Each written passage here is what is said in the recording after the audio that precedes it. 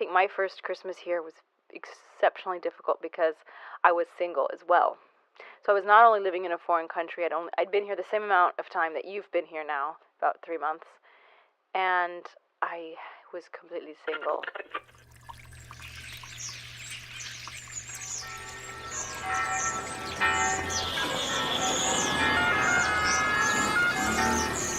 Welcome to Rome. This is The Bittersweet Life with Katy Sewall and Tiffany Parks. Hello, I'm Katy Sewall. I'm Tiffany Parks.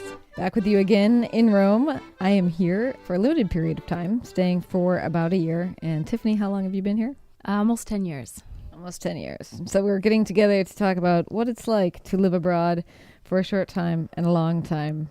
And I don't know if you can hear that, but they're setting up the pizza tables outside my window. That's something I don't usually hear back at home. Are you used to sounds like that? People scraping tables in and out? And I think I've gotten completely used to it because I remember the apartment where I live now. I feel like I used to be kept awake until very late when they would move the tables inside at the end of the night. But I don't hear it anymore. Yeah, it's a very loud city, this city. And this is the first time that I will have celebrated all three major American holidays, Halloween, Thanksgiving, and Christmas in a foreign country. So there you go. Deal. Very, very big deal. Mm-hmm. It would be a bigger deal if people in Rome actually celebrated more than one of those holidays.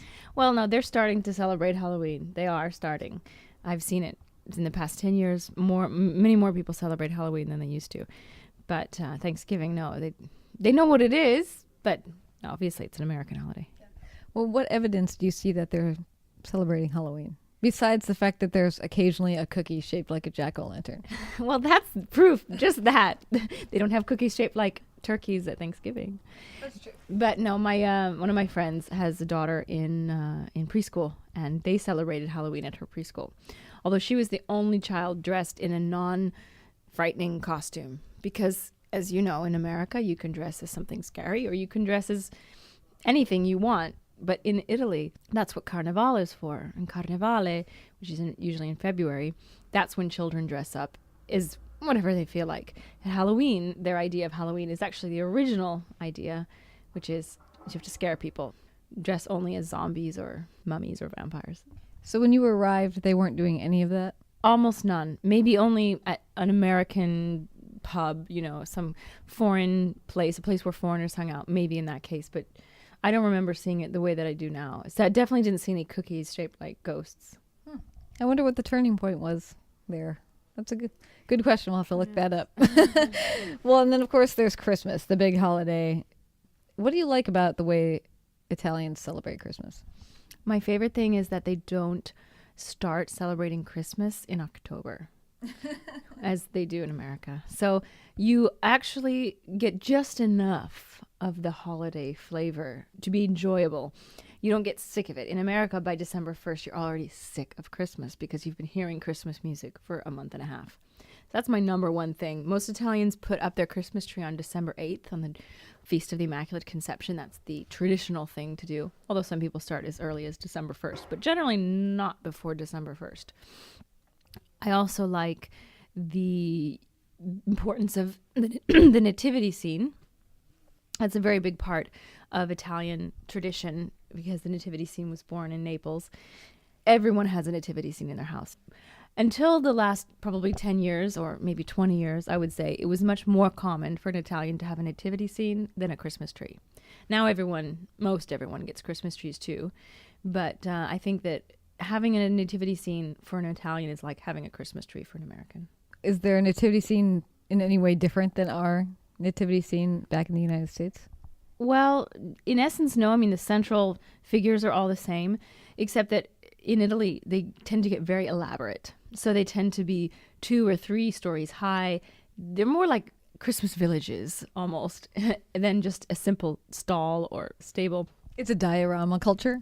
Exactly. I kind of actually dislike the way that they're little anachronistic figures there, dressed in Renaissance or 1600s costumes, which I don't quite get into. I want my nativity figures to look like they're living in the time of Christ. But other than that, they're pretty much the same. So what do you have in yours? Okay, let's see. Mary, Joseph, baby Jesus, the three wise men, a shepherd, a peasant girl, a drummer boy, an angel, and of course, don't ever forget the ox and the donkey. They cannot be missed.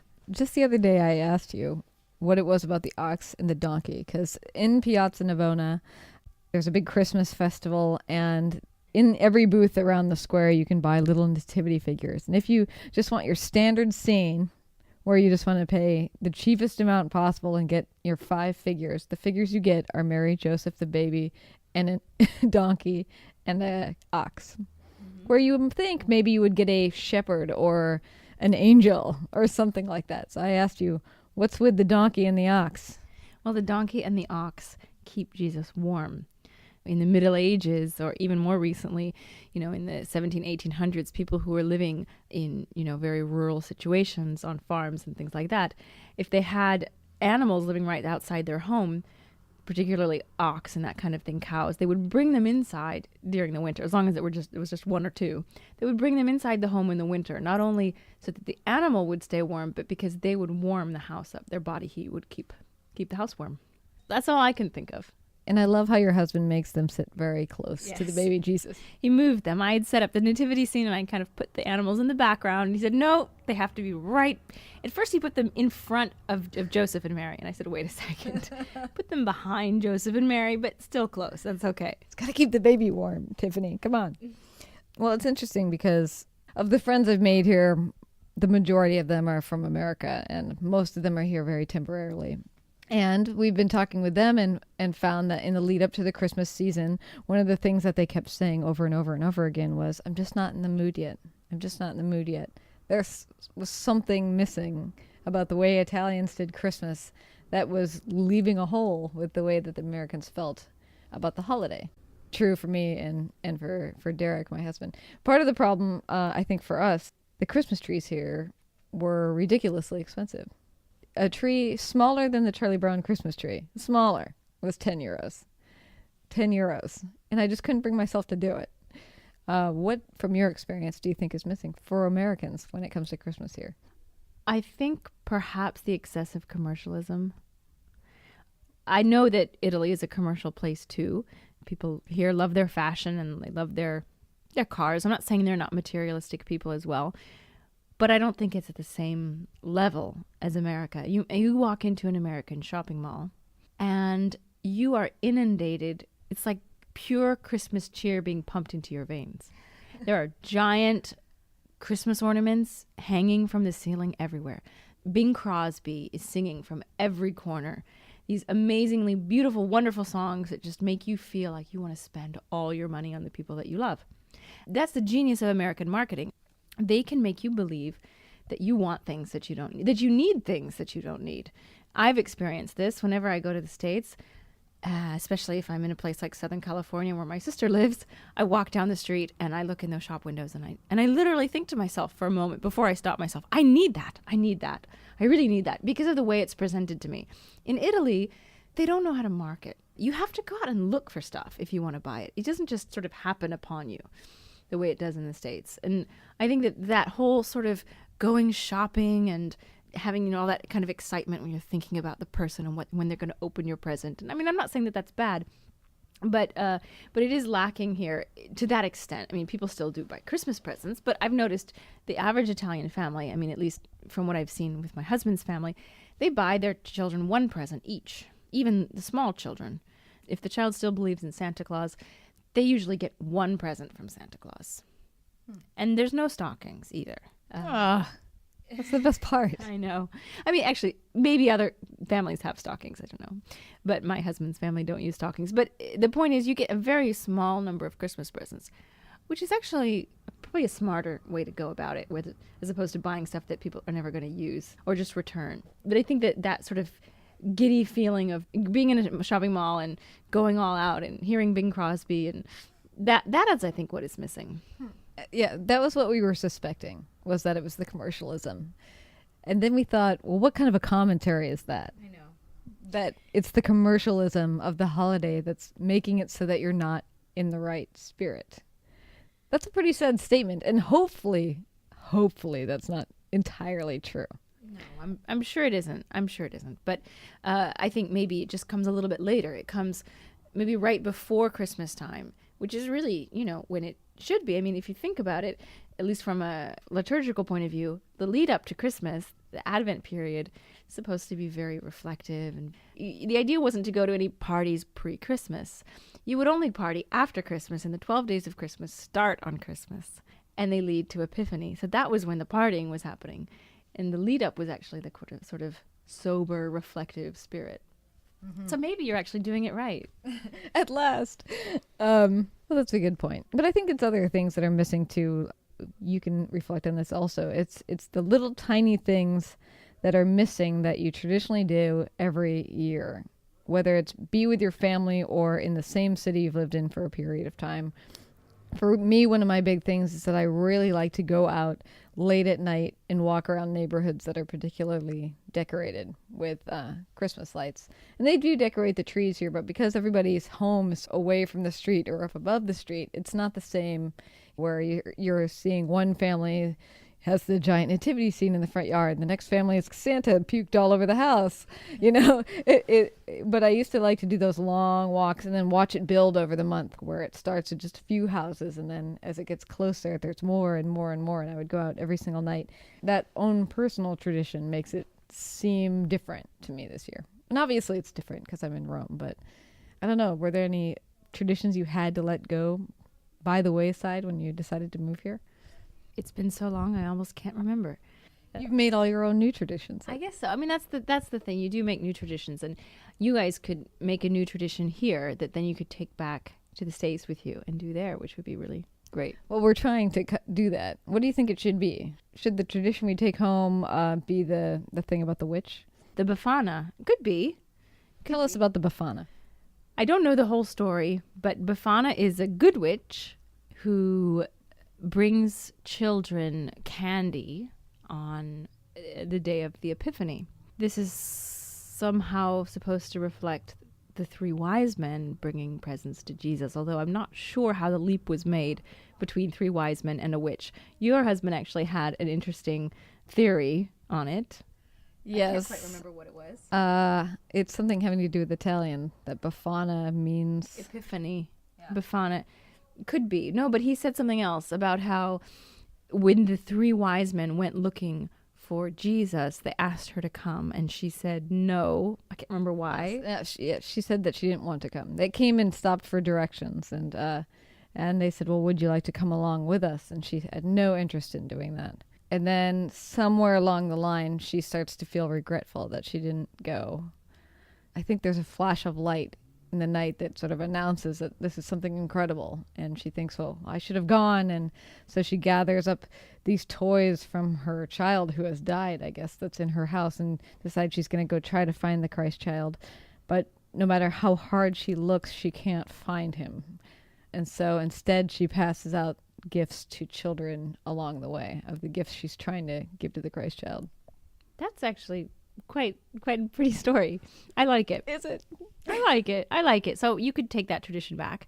But what would we do with that tradition? Does anybody actually dress up as her? Should I run around the neighborhood cackling and passing out gifts to children on Epiphany? No, but you could get stockings, and because I don't know if this is the original tradition or if this is how it's morphed. I said a moment ago that they don't use stockings, but it was actually not quite true. The truth is they use stockings, but they use them on Epiphany, and it's Befana who brings the stuff, and it's only candy. It's candy if you're good. If you're bad, it's coal. And I've gotten coal before. From who? From an old roommate. Real coal? Like the burning kind of coal? No, it was actually sugar painted black to look like coal. But the message came through. That's great. That's great. So you had to build these traditions over time. What's a tradition that you and your husband have that you particularly like? I really like that we always have our nativity scene, because a couple of years we haven't always had Christmas trees. 2 years ago we didn't have one, but we always have our nativity scene. We get that out every year, so I think that's a great tradition. And I really like the food traditions in Italy. For example, on Christmas Eve, you eat a meal with 7 different types of fish. That's the tradition anyway. My mother-in-law is a very good cook, so she generally goes all out. and we have cod and shrimp and fried sardines and pasta with clams, all sorts of different types of fish, and it's a great meal. Do you have any idea why? Why fish on Christmas Eve? I could be way off. This is a guess. With the idea of not eating meat. I mean, I know it's a Good Friday thing and a Friday thing in general, but the only thing I could think of was it was sort of maybe a remembrance of that in some way. Mm-hmm. It's the only thing that would make sense to me. What does your mother think about the fact that you're never home for Christmas anymore?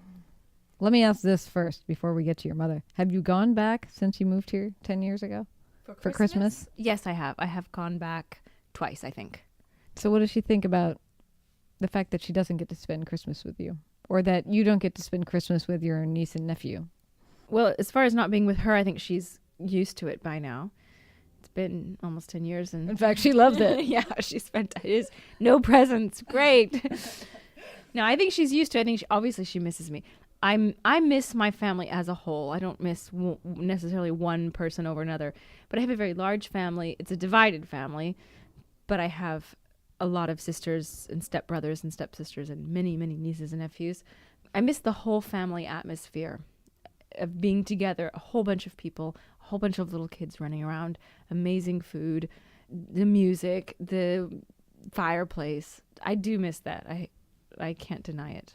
I really would like to take my husband back for Christmas. He's never come, so eventually we will do that. But it's difficult to organize. Yeah, that's another thing. There is no, we have no fireplace. We have no chestnuts roasting on an open fire, although you can buy chestnuts in the street here.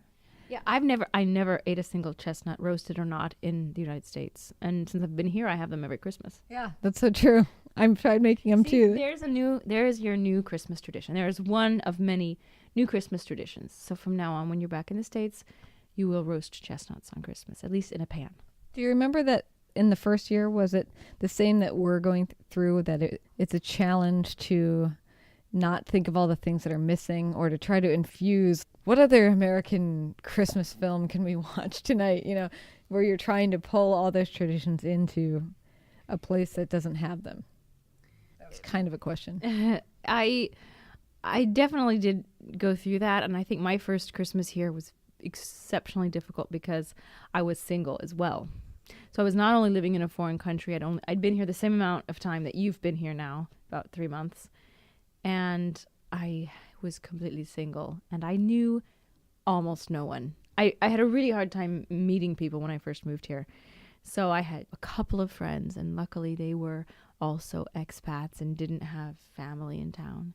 So I got this sort of sympathy invite. And I ended up spending Christmas Eve with people that I did not know hardly at all. I think you just, in those situations, you just kind of, instead of dwelling on, oh, it's Christmas, what is everybody doing back home? You think, okay, this is a day like any other. I'm doing something. It's not going to be the best Christmas of my life, but I'm going to enjoy it for what it is. And next Christmas will be better. When you think back of the best Christmases in your life, have you had one of them in Italy? Yes, the very best Christmas I had to think about that for a second. But the very best Christmas I had was in Italy. It was the day my husband proposed to me. Oh, he proposed on Christmas. Yes. I didn't remember that. Yeah, Bad friend. No, I probably never told you. Well, we actually, as coincidentally, told each other we loved each other for the first time on Christmas. Not the same one.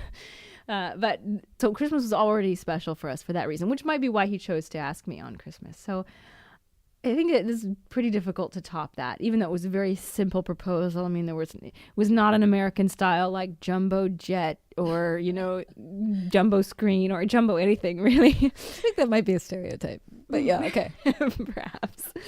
But it was nevertheless very wonderful, obviously. So I guess that's got to be the best Christmas. Tell us what he did. Well, it's very sappy, so bear with us or turn off the podcast. Claudio, my husband, we went together to Mass on Christmas Day in the afternoon to the church where he had always gone as a boy, the church where he had been an altar boy and where he had had his first communion and all of that.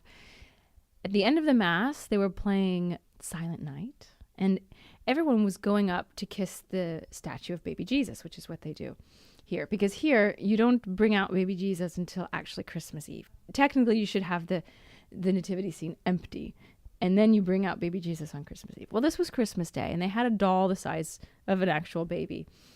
And everyone was going up to kiss the foot or the hand of baby Jesus. And he turned to me and he said, "This is the church where I grew up. This is where I had my first communion, where I was an altar boy. And that statue of the Madonna," and okay, I was at the time a non-Catholic, so the idea of praying to a statue is still, to me, as someone raised Protestant, is a little bit odd. But he said that statue of Mary is where I said all my prayers as a little boy. And one thing that I prayed for, whether subconsciously or not, was to someday find the person that I was supposed to be with. And that's why I decided that I had to ask you here. That is so cute. Are you in the line to kiss the baby when this happens? No, we were still sitting down. Okay. That's wonderful. So what was your response?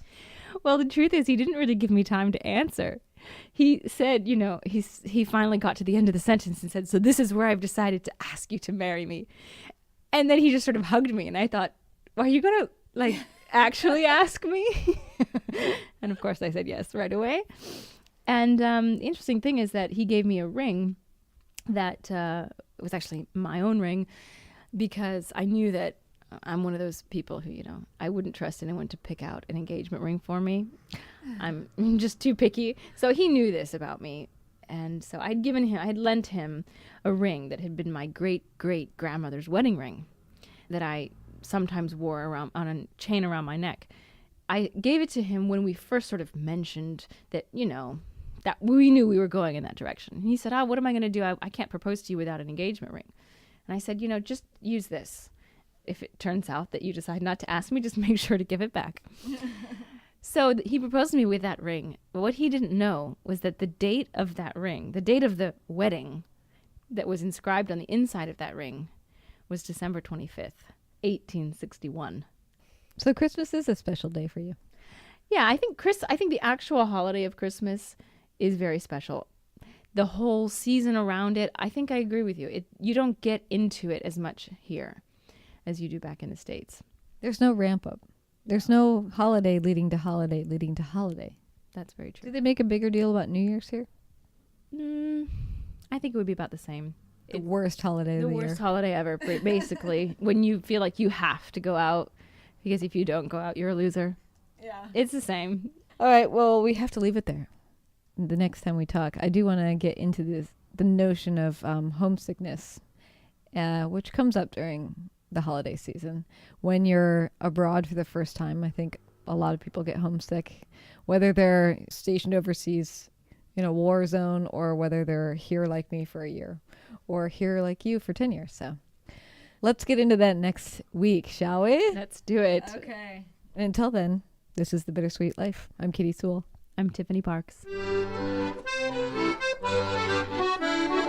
We welcome your questions and your feedback. Reach the show by emailing bittersweetlife@mail.com. That's bittersweetlife@mail.com.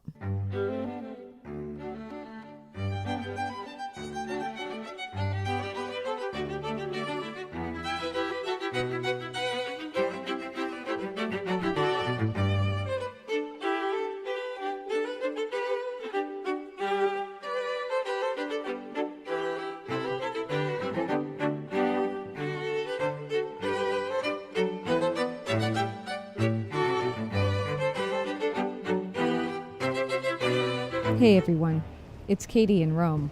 If you like the show, spread the word, tell a friend, and visit our website, thebittersweetlife.net.